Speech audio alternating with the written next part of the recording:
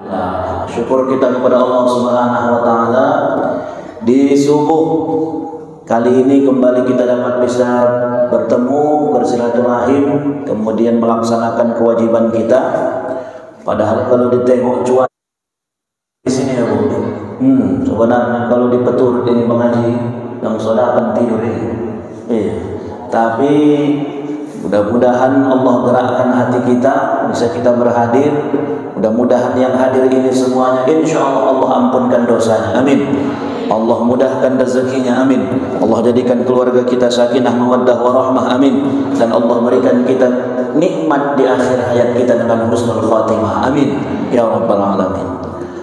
Karena Bapak Ibu yang dirahmati Allah, dalam satu hadis Nabi mengatakan man 'asha 'ala syai' mata 'alaihi. Siapa yang hidupnya melakukan itu aja, maka insya Allah matinya pun dalam keadaan itu. Jadi siapa yang dalam hidupnya itu aja yang dikerjakannya, mudah-mudahan matinya pun begitu dia. Makanya tak heran kalau ada orang tukang pemabuk, mudah-mudahan matinya pun di mana Pak? Di Paren. Pulang dia dari Lopo ya kan, buat masuk ke Paren, mati waktu. Orang yang suka bermaksiat tak jauh-jauh, matinya dalam keadaan maksiat. Tapi Bapak Ibu yang dirahmati Allah, tidak sedikit kita lihat orang-orang yang rajin ibadah Allah Subhanahu wa taala, matinya pun dalam keadaan husnul khatimah. Ustaz-ustaz kita tak sedikit kita lihat di YouTube, nampak nanti dari CCTV, nampak nanti ada rekaman orang. Ada ustaz kita kemarin tuh kalau tak silap di daerah Pekanbaru ya, sedang khutbah Jumat. Duduk dia untuk dua, habis itu tak lagi bangkit. Begitu ditengok udah terletak ustaz tuh di mimbar tuh. Subhanallah. Dan lagi kita lihat lagi imam, begitu imam ustaz tuh sujud dia, rupanya tak bangkit-bangkit. Begitu sujud dia tak bangkit-bangkit, rupanya ditengok dari belakang. Terus makanya di belakang imamnya mesti yang paham juga ilmu agama, paham juga fikih. Jadi begitu tak bangkit lagi ustaz tuh, yang di belakang ini paham dia, intipnya dikit, kemudian dia maju menggantikan imam. Begitu siap sholat ditengok rupanya udah lewat ustaz.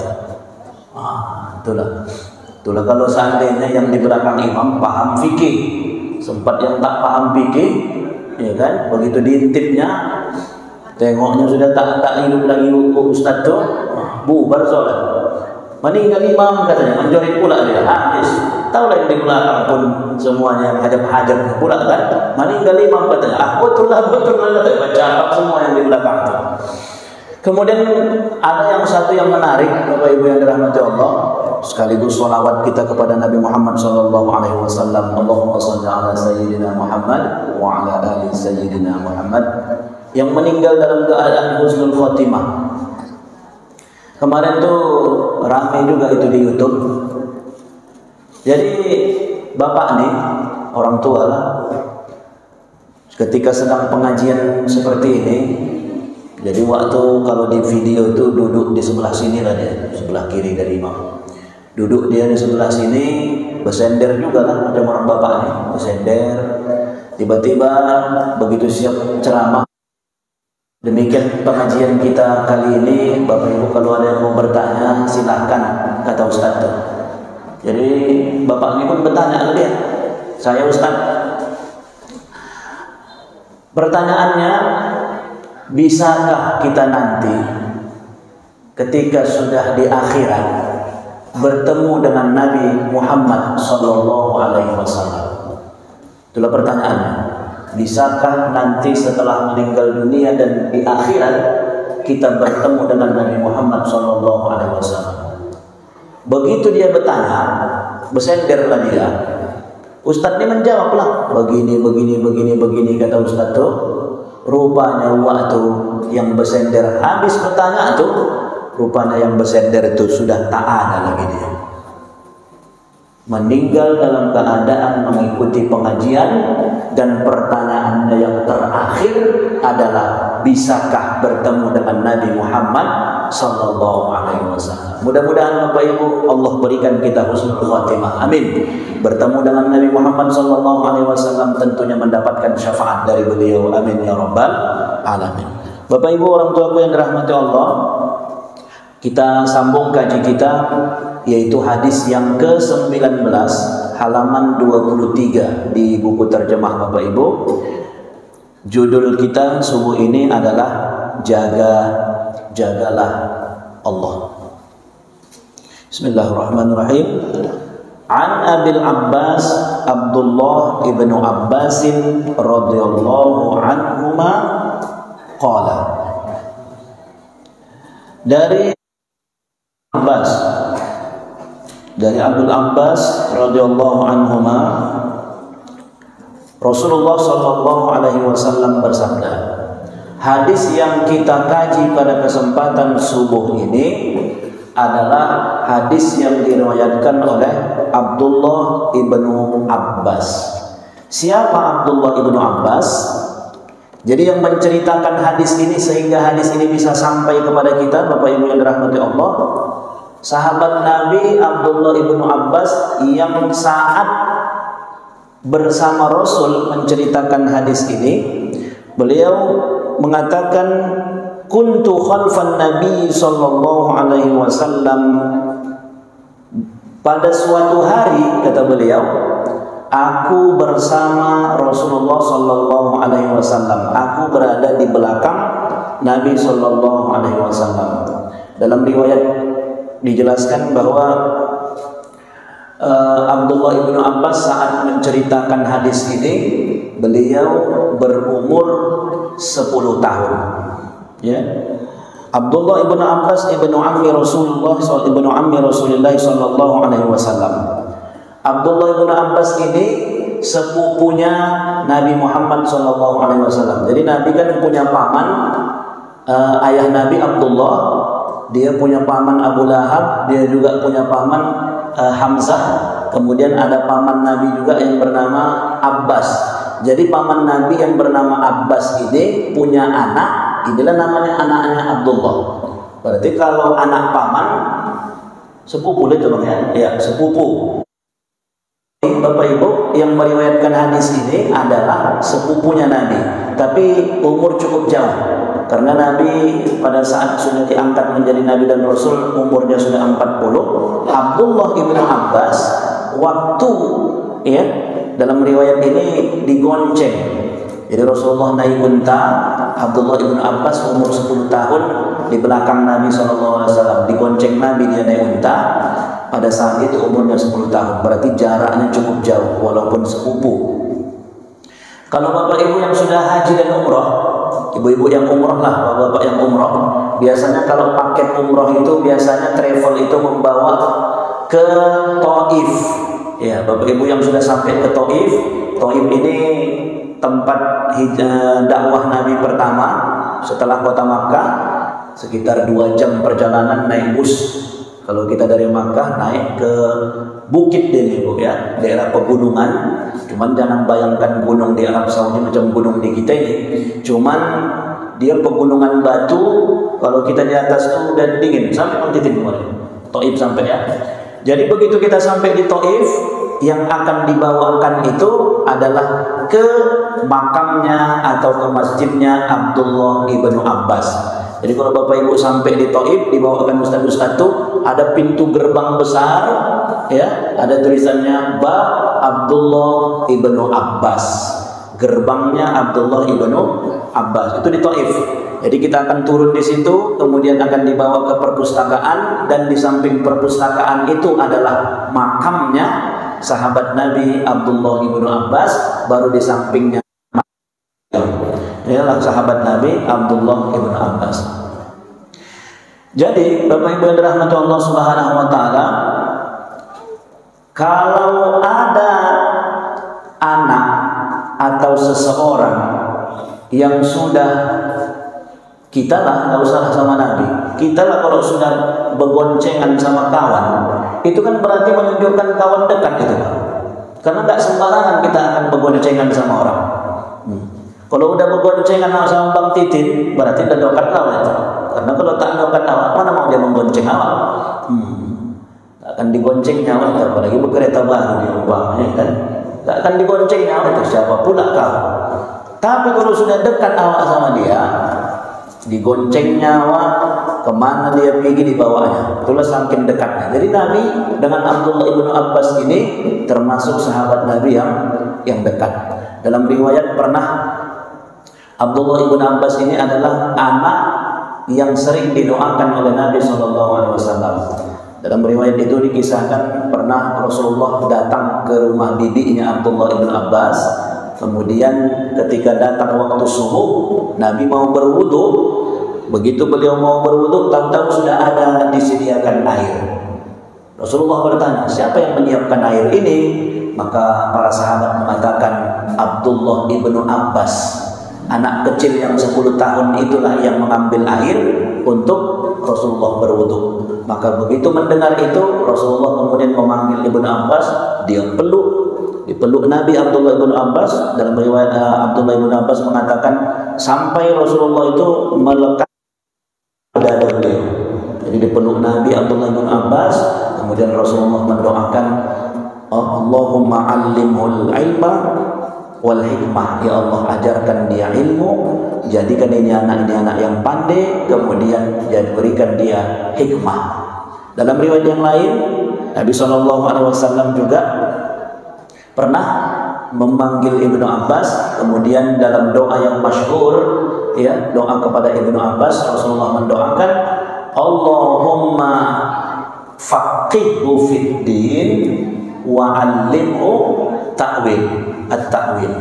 Jadi Rasulullah memanggil Abdullah ibnu Abbas, kemudian Nabi doakan, Allahumma faqihhu fid din, ya Allah pandaikanlah anak ini tentang ilmu agama. Faqih di situ artinya pahamkan, pandaikan dia tentang hukum-hukum agama, wa 'allimhu ta'wil, dan pandaikan juga dia dalam mentakwil ayat-ayat Al-Qur'an. Karena ayat Al-Quran ini ada yang bentuknya muhkamat, jelas, ada yang mutasyabih. Mutasyabih ini perlu pemahaman mendalam dalam memahami tafsirnya. Maka begitu didoakan Nabi, betul saja sahabat Nabi, di antara sahabat Nabi yang paling pandai tentang agama, yang paling pakar tentang tafsir Al-Quran adalah Abdullah ibnu Abbas. Jadi ini adalah sahabat Nabi yang menceritakan hadis ke-19 ini kepada kita. Baik Bapak Ibu yang dirahmati Allah, sahabat Nabi Abdullah ibnu Abbas ini juga sahabat banyak meriwayatkan hadis selain Abu Hurairah. Ada 1661 hadis yang diriwayatkan beliau dari Nabi SAW. Tawaffa di Taif, meninggal di kota Taif tahun 68 Hijriah. Jadi Bapak Ibu nanti ketika nanti haji dan umrah, mudah-mudahan berangkat nanti semuanya, amin. Berangkat haji dan umrah, sampai nanti kalau dibawa nanti dari travel ke kota Taif, Bapak Ibu pasti akan dibawa ke makamnya, kuburnya sahabat Nabi Abdullah ibn Abbas. Jadi kalau nanti umrah, teringat Ibu, oh bayang, inilah yang diceritakan Ustaz Randy waktu pengajian subuh. Inilah sahabat Nabi Abdullah ibn Abbas. Inilah pintu gerbangnya. Ya, kalau mau ada berfoto selfie udah di situ itu. Ya, kenang-kenangan, tanda sudah sampai ke kota Taif. Baik, apa yang diceritakan Abdullah ibn Abbas? Jadi pada suatu hari mereka sedang melakukan perjalanan. Kalau kita di sini yang kita bayangkan lagi berkereta, awak goncenglah anak tuh, ya, lagi menggonceng anak kecil. Kalau ini Rasulullah naik unta. Pada saat Rasulullah menggonceng Abdullah ibnu Abbas, Rasulullah mengatakan, ya gulam, wahai gulam. Di sini gulam itu di atas sobi, di atas bayi, tapi dia umurnya sekitar untuk panggilan anak-anak di atas 10 tahun. Jadi kalau gulam itu beda dengan sobi. Sobi itu bayi, tapi kalau sudah Ghulam ini untuk anak yang sudah berumur 9 tahun ke atas. Jadi kalau kita balita, bayi di bawah 5 tahun. Ya, tapi Nabi mengatakan ya ghulam, wahai anak kecil, wahai pemuda, ya udah umur 10 tahun, ya bang ya, boy, anak muda. Wahai anak muda, inni u'allimuka kalimat. Inni u'allimuka kalimat. Wahai anak muda, wahai anakku, ini menunjukkan Nabi menunjukkan ini ya, bahasa yang digunakan Nabi itu bahasa yang lembut. Inni u'allimuka kalimat. Aku akan mengajarkanmu beberapa kalimat. Aku akan memberikanmu beberapa nasihat. Apa yang diberikan Nabi SAW, apa yang dinasihatkan Nabi? Yang dinasihatkan Nabi adalah ihfazillaha yahfazka. Ihfazillaha yahfazka. Jagalah Allah, niscaya Allah akan menjagamu. Jagalah Allah, niscaya Allah akan menjagamu. Kalau dipahami secara terjemah hadis ini agak bingung juga kita ini, Pak. Jagalah Allah, niscaya Allah menjaga. Macam mana pula menjaga Allah? Sedangkan Dia yang Maha Penjaga, Allah yang Maha Penjaga. Macam mana pula awak mau menjaga Allah? Nah, itulah makanya perlunya pensyarah diterangkan oleh ulama-ulama kita. Jadi maksud daripada jagalah Allah adalah jaga, taati semua perintah, kerjakan semua perintah, kemudian tinggalkan semua larangan.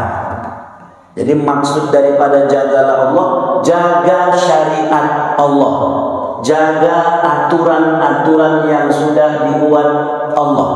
Macam mana rambu-rambu hidup yang sudah dibuat Allah dalam hidup kita ini, itulah jaga, itulah ikuti. Ini wajib, kerjakan. Ini sunnah, kalau mampu kerjakan. Ini haram, tinggalkan. Ini makruh, sebisa mungkin tinggalkan. Jadi mana yang diperintahkan, kerjakan. Mana yang dilarang, tinggalkan. Itulah yang dimaksud dengan jagalah Allah. Jaga aturan-aturan Allah. Dan inilah yang memang diperlukan kesabaran. Karena nanti di ujung hadis ini ditegaskan oleh Nabi bahwa harus bersabar di dalam melaksanakan aturan-aturan Allah Subhanahu wa taala itu. Maka Bapak Ibu yang rahmati Allah, jagalah Allah, niscaya Dia akan menjagamu. Ihfazillah tajidhu tujahaka. Kalau kau sudah menjaga Allah, ya, kalau kau jaga Allah, ihfazil, jagalah Allah, tajidhu tujahaka, maka Allah akan berada di depanmu. Allah akan berada selalu bersamamu. Maksudnya, kalau sudah kita jaga syariat Allah, sudah kita kerjakan mana yang wajib, kita tinggalkan mana yang haram, kita kerjakan yang sunnah, kita jauhi yang makruh, mungkin kita laksanakan itu, maka kita akan mendapatkan Allah ada bersama kita dan akan selalu menjawab dan memberikan bantuan pertolongan apapun yang kita butuhkan, apapun yang kita mau. Jadi tajidhu tujahaka, Allah akan ada bersamamu, memberikan jawaban dari doa kita, memberikan apapun yang kita pinta. Idza sa'alta fas'alillah, apabila engkau meminta maka mintalah kepada Allah. Wa idza sta'anta fasta'in billah, apabila kau minta hanya kepada Allah. Apabila kau memohon pertolongan, hanya memohon kepada Allah. Inilah yang selalu kita sampaikan dalam Fatihah yang selalu kita baca, iyyaka na'budu wa iyyaka nasta'in. Hanya kepada Allah aku minta dan hanya kepada Allah aku memohon pertolongan. Jadi Bapak Ibu, maksudnya iza sa'alta fas'alillah, apabila engkau minta hanya kepada Allah. Apa boleh kita minta sama manusia? Boleh. Cuman yang harus diingat, Dr. Mustafa Al-Bugha, kemudian Syekh Hisham Kamil dalam kitabnya Al-Anwar Muhammadiyah dalam syarah hadis ini menjelaskan bolehnya meminta kepada manusia, tapi dengan keyakinan bahwa manusia itu hanya sebagai jalan, perantara. Yang memberi itu adalah mutlak Allah Subhanahu wa taala. Manusia itu hanya jalan bagi Allah untuk mengabulkan doa yang sudah kita minta dari Allah. Misalnya duit lah sama Bang Titin, ini udah golap kali nih, udah golap kali minta ada duit apa? Awak udah doanya sama Allah, ya Allah mudahkan rezekiku, ya Allah tolong, ya Allah. Nanti siang habis zuhur rencana datang nasi bakri nih. Tanya malaikat siapa si bakri, batak kredit kalau bilangnya kan. Udah rupanya udah mau datang ini si bakri ini menagih utangnya. Ibu tuh udah pening aja macam mana cara menutup utang ini kan begitu. Mohon dia doa, dia salat duha, ya Allah mudahkan rezekiku, kasih aku jalan ya Allah, mudahkan. Jangan sampai datang si bakri menagih utang, ribut kami depan rumah nih gara-gara menagih utang. Terakhir udah doa sama Allah. Setelah doa sama Allah, kemudian ada ikhtiar, ada usaha. Apa usaha awak? Datangilah kawan-kawan. Tahunya awak di kampung ni yang paling baik umpama. Inilah Bang Titin umpamanya. Ya kan? Yang paling baik umpama di kampung ni datang. Aduh Bang Tin, bilang tak tahu lagi minta sama siapa lagi minta tolong. Abang lah satu-satunya yang kuharap untuk bisa menolong aku ini. Tahunya aku abang orang yang dermawan, ringan, mudah menolong orang. Terakhir, udahlah kali pencakapmu katanya kan, kasihnya pinjaman. Nah, kasihnya pinjaman. Ketika dia mengasih pinjaman, anggap dan yakini Bapak Ibu yang dirahmati Allah, inilah jawaban doa kita. Yang menggerakkan hati Bang Titin untuk mengasih kita pinjaman, siapa kalau bukan Allah? Cuman Allah tolong kita melalui beliau. Allah gerakkan Tin, kau kasih tuh. Itu udah dimintanya sama aku, kau tolong dulu itu. Artinya pertama yang tak mau dia ngasih, terakhir dikasihnya karena doa kita diijabah Allah. Allah tolong kita melalui hambanya yang lain. Itu yang harus kita yakini. Jadi apapun yang kita minta sama manusia, Bapak Ibu yang dirahmati Allah, berupa harta, uang, ya, yang lainnya, pekerjaan, yakinkan dalam hati kita pertolongan itu adalah dari Allah. Cuman Allah menolong kita melalui orang. Sama begini Bapak Ibu. Ini cerita Ustaz Yusuf Mansur, fadilah solawat, amalan ibadah solawat yang pernah beliau kisahkan. Ini ada anak muda. Anak muda ini Bapak Ibu yang dirahmati Allah, naik kereta butut, udah tak ada lagi kilometernya berapa, isi minyaknya nggak lagi nampak, udah tak hidup lagi semua meteran. Begitu naik kereta dia, tiba-tiba padam kereta ini, mogok. Betul lah, begitu mogok, tengoknya pula bensin kandas. Terakhir diamalkannya lah, membaca sholawat lah dia, karena sholawat ini kan amalan untuk mengabulkan doa. Sambil berdoa dia, ya Allah tolong, ya Allah aku mau pergi pengajian, mati kereta karena habis minyak. Dipegangnya tutup minyak itu sambil dibacakan sholawat 100 kali. Allahumma salli ala Sayyidina Muhammad, Allahumma salli ala Sayyidina Muhammad. 100 kali dia baca. Sebelum siap 100, nggak berapa lama datang polisi. Kebetulan keretanya ini mogoknya pas di rambu lalu lintas yang ada tulis S di garis merah.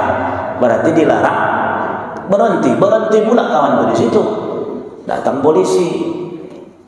Begitu datang polisi, "Bang, kenapa berhenti di sini?" "Lah, kau tengok rambu itu," kata polisi ini. "Bentar ya Pak, aku siapkan dulu sholawatku ini," katanya. Disiapkan sholawatnya sampai 100. Udah siap sholawatnya 100, baru dilayaninya polisi tadi. "Minta izin Pak polisi, aku bukannya sengaja mau berhenti di sini, mogok keretaku ini." "Kenapa mogok keretamu?" "Habis minyaknya Pak." "Jadi apa kerjamu dari tadi di sini komat kami?" "Baca sholawat Pak," katanya. Kata polisi ini. Terakhir, nek kok katanya. Disuruhnya naik ke kereta polisi. Beginilah kawannya kan. Kalau sudah dinaikkan ke kereta polisi kena tilang ini. Naik kok katanya. Janganlah Pak. Naik kata polisi. Naik.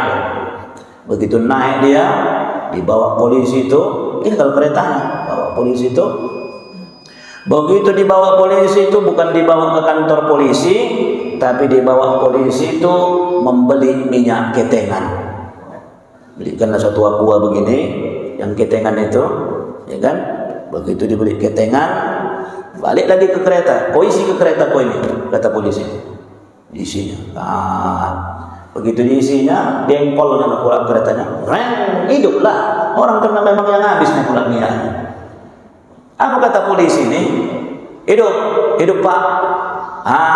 Lain kali. Kalau habis minyakmu, tahu setelah kau baca salawat, kau beli saja minyak, hiduplah keretamu itu kata polisi ini.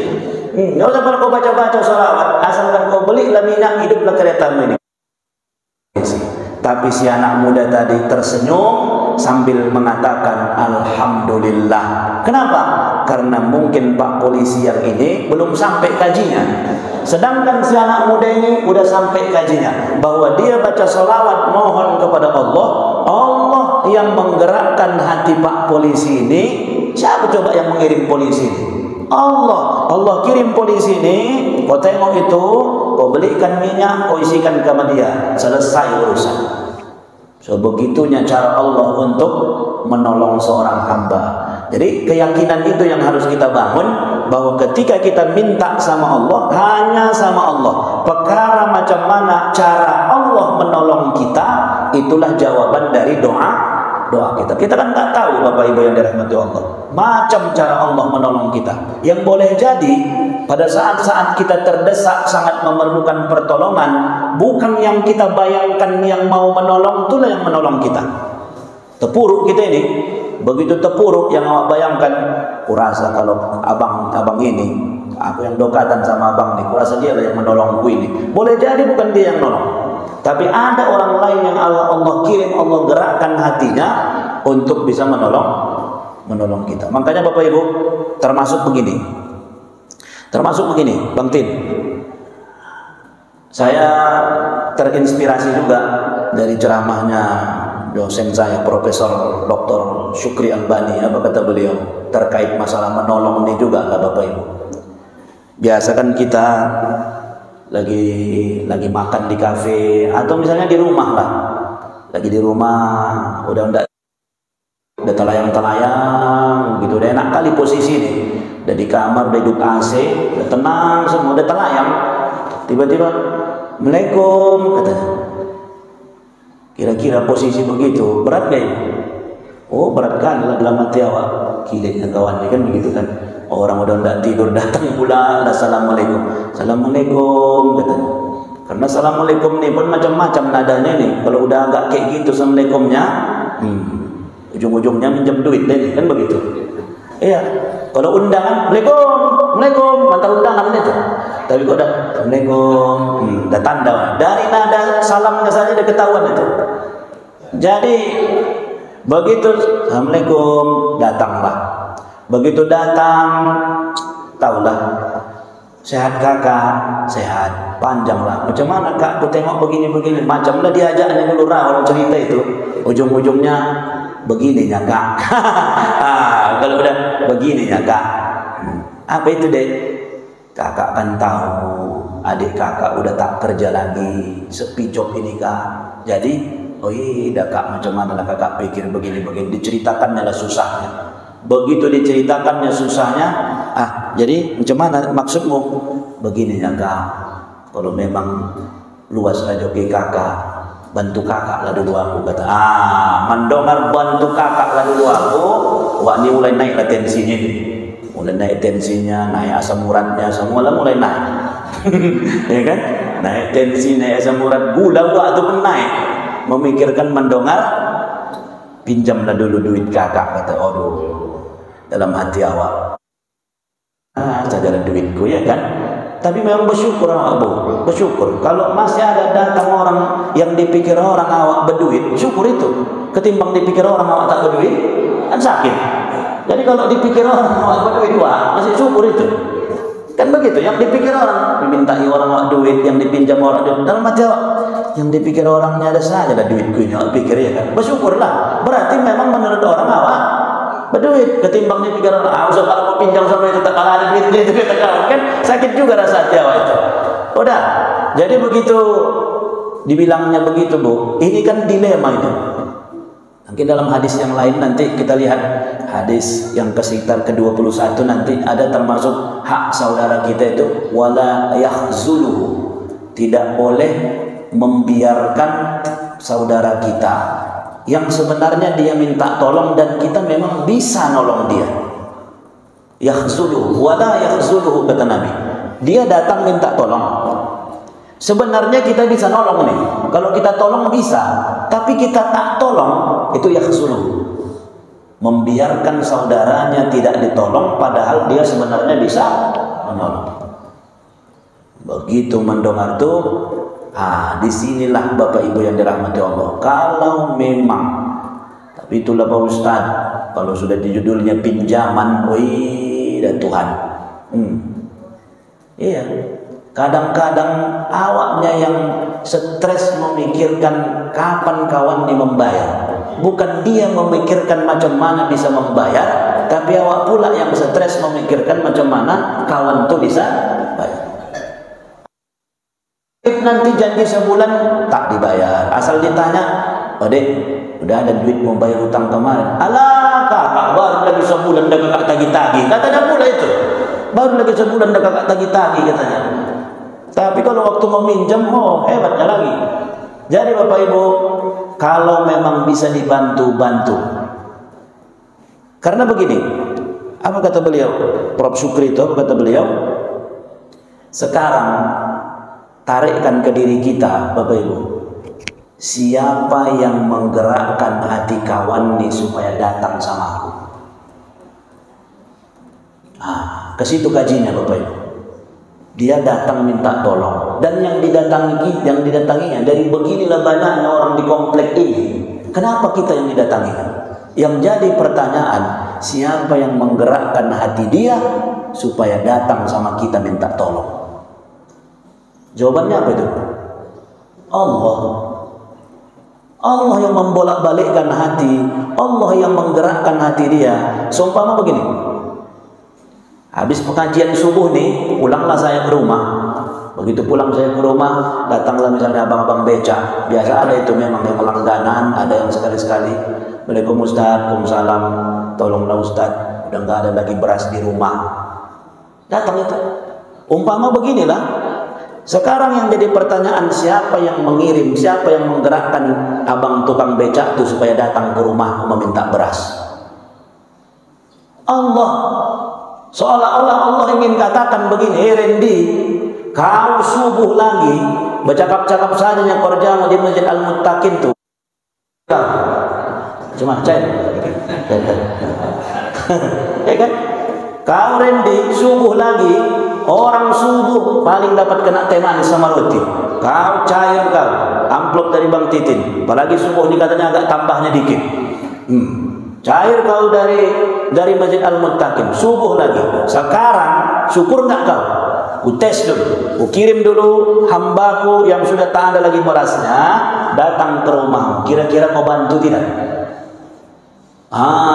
Ke situ kajinya. Jadi kalau sudah ke situ kajinya Bapak Ibu, saya coba amalkan begitu.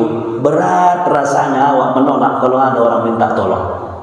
Semampu kita lah pula, semampu kita. Kenapa? Kajinya, kalau bukan Allah yang menggerakkan dia kemari, takkan mungkin dia kemari. Itu dia. Makanya kalau memang bisa bantu seberapa bantuan yang bisa kita kasih. Karena sekali lagi Allah mau ngetes. Ya, kau belobi-lobi ku bikin sama kau. Sawit kau meledak-ledak buahnya. Ya. Kalau kurasa berondolannya pun kau kasih sama dia, ada cukupnya itu. Berondolannya yang 10 kilo, 1 bodi itu saja pun kau kasih sama dia, cukup deh itu. Ini begitu berpuluh ton sawit kau kasih, pada itu pun tak bisa kau bantu, kau lewat belakang. Kan kira-kira begitu.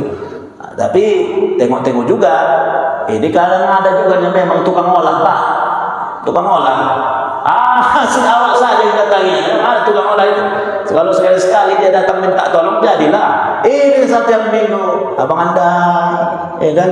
Ketua katanya, kawan ini mengolah, dia nak pikir ya kan? Kalau yang tukang-tukang olah, itu bukan Allah yang mengirim, memang otak yang mengolah. Bukan Allah yang mengirim, memang dia yang sengaja tidak datang sama awak.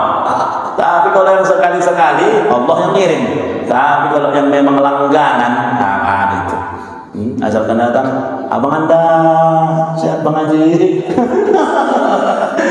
Itu. Dah, baik, kita sambung. Wa'lam anna al-ummata law ijtama'at ala an yanfa'uka bi syai'in lam yanfa'uka bi syai'in illa qad katabahu Allahu laka. Bapak Ibu, di sini Rasulullah ingin tanamkan ketawakalan yang tinggi dalam hati kita. Nabi menegaskan, ketahuilah seandainya berkumpul semua manusia, ya, berkumpul semua manusia untuk memberikan engkau manfaat, takkan bisa mereka memberikan manfaat sedikit pun kepadamu kecuali atas izin Allah. Dan sebaliknya, wa ini jatama'u ala an yadurruka bi syai'in lam yadurruka illa bi syai'in qad katabahu Allahu laka alaika. Dan seandainya berkumpul pun semua manusia untuk memberikan celaka samamu, untuk memberikan mudarat samamu, takkan sanggup mereka memberi mudarat sedikit pun kepadamu kecuali itu atas izin Allah. Sama. Jadi Nabi ingin memberikan penegasan kepada kita, tawakal, bahwa apapun yang terjadi pada diri kita semuanya atas izin Allah. Contoh, berkumpul semua orang untuk menjadikan kita. Inilah yang hendak pilkada ini. Dari 3 pasang calon ini kan Bapak Ibu.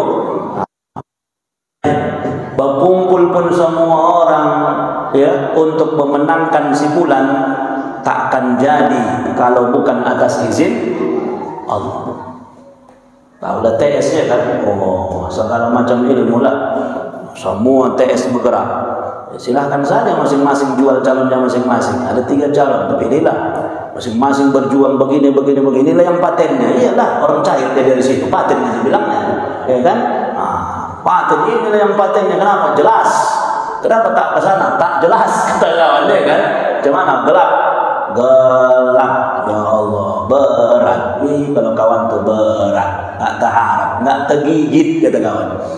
Tapi kalau sama yang ini baru jelas. Jadi kemana arah kita? Kesinilah. Dah. Jadi macam manapun hebatnya dukungan orang, ya, menang kita ini ketua, nggak ada lagi nih, kitanya lagi di atas angin ini, nggak ada ini, menang kita ini. Semua orang membilang menang, semua membilang orang duduk kita ini. Kalau tidak duduk, kata Allah, tak ada cerita. Ya, ada saja caranya dibuat Allah. Begitu hendak hari pemilihan, tak, kata Allah, selip dikit. Habis, ya kan? Habis. Macam pemilihan beberapa tahun yang lalu lah. Awak pikir ada yang kemarin tuh siap katanya hendak bagi-bagi duit. Kalau hendak hari datangi orang, tak ada duit. Habis. Pikir awak inilah saingan berat untuk menang kemarin. Ini jelas duitnya. Begitu didatangi, tak ada duit. Jadi macam manapun orang mau memenangkan, mau memberikan manfaat, mau menjadikan kita, kalau tidak, tak jadi. Tapi kalau memang sudah ini, kata Allah, jadi, kata Allah, macam manapun orang berusaha membuatnya tak jadi barang itu kalau memang sudah dibilang Allah jadi. Mau macam manapun dibikin orang, mau difitnah, mau dijegal, mau diapai orang, kalau memang kata Allah jadi. Menunjukkan apa nih Bapak Ibu? Jangan terlalu khawatir kita yang hidup ini. Jangan terlalu khawatir. Kalau Gus Bahak itu apa kata beliau? Kenapa kita takut kalian hidup ini? Kenapa kita takut mati, kata beliau? Kitalah yang sekarang. Kita bisa nggak hari ini merencanakan bahwa nyawa kita akan tetap ada sampai besok? Ada yang bisa jamin, Bapak? Nggak ada. Kita hari ini nggak ada yang bisa jaga, yang nggak bisa jamin bahwa kita akan tetap hidup sampai besok, sampai minggu depan. Nggak ada. Semua yang menjaganya itu siapa? Ya Allah. Jadi kenapa kita mesti takut kali hidup setelah mati? Semuanya sudah diatur oleh Allah. Jadi ketawakalan yang tinggi bahwa apapun yang terjadi pada diri kita atas takdir, qudrat dan iradatnya Allah. Itulah kaji tauhid. Kemudian dalam akhir daripada hadis ini Nabi menegaskan rufi'atil aqlam wa jaffatis suhuf, pena telah diangkat, kemudian lembaran-lembaran pun telah kering. Maksudnya pena telah diangkat semua takdir kehidupan ini, Bapak Ibu. Ya, takdir mubram, takdir yang sudah ditetapkan Allah. Sejak dari awal penciptaan makhluk sampai nanti ke akhir, yang Allah itu akhir bila nihayah, Allah itu akhir yang tidak ada batasnya. Mulai dari awal sampai kepada akhir, bahwa semua telah dituliskan oleh Allah Subhanahu wa taala, wa jaffatis suhuf, dan ketetapan itu tidak bisa lagi dirubah. Contoh, maksudnya begini. Kalau kita bayangkan ini roll, Bapak Ibu, roll 0 sampai 30, 0 sampai 30. Umpama kehidupan itu adalah mulai dari 0 sampai ujung dari kehidupan manusia itu adalah 30. Allah sudah tuliskan angka 0 sampai angka 30-nya. Sudah tertulis. Dan Allah dengan ilmu Allah yang alimul ghaibi wa syahadah, yang mengetahui apa yang akan terjadi sampai di ujung, Allah hanya melihat kehidupan itu kira-kira begini. Apa yang akan terjadi dari angka 0 sampai apa yang akan terjadi sampai angka 30, Allah sudah bisa lihat. Allah sudah tahu karena Dia yang menciptakan semua takdir dan kehidupan ini. Nah, jadi tinggal kita mengimani, tinggal kita menjalani, dan kita berbaik sangka. Apapun yang Allah tetapkan kepada kita, itulah yang terbaik menurut pilihan Allah, sembari kita berikhtiar. Kerja kita ini kan berusaha. Macam mana takdir kita besok, tidak tahu kita. Ya, kerja kita cuma usaha. Kita tak tahu apakah tahun depan kita akan sakit, tak tahu. Cuma usaha. Jaga pola makan, jaga pola hidup sehat, itulah usaha. Perkara nanti tahun depan datang penyakit dibikin Allah, itulah takdir. Maka semua yang Allah tetapkan adalah yang terbaik menurut Allah Subhanahu wa taala. Wa fi riwayatin ghairi Tirmizi, dalam hadis yang lain dari riwayat yang bukan dari Tirmizi, Nabi mengatakan ihfazillah tajidhu amamaka, jagalah Allah, niscaya Allah akan engkau dapati Allah di depanmu. Ta'arraf ila Allah fir raha ya'rifka fi syiddah, kenali Allah waktu senang, nanti Allah akan mengingatmu di waktu engkau sempit. Kalau lagu El Soraya Profesor Ahmad Baqi itu ada syairnya, lagunya itu, Bapak Ibu. Dikala engkau senang dan mewah, ingatlah Tuhanmu senantiasa, agar Tuhan juga tidak lengah mengingatmu dikala susah. Sadarlah engkau wahai insan, lemah lembut pada tutur dan kata. Cukup lah itu ya.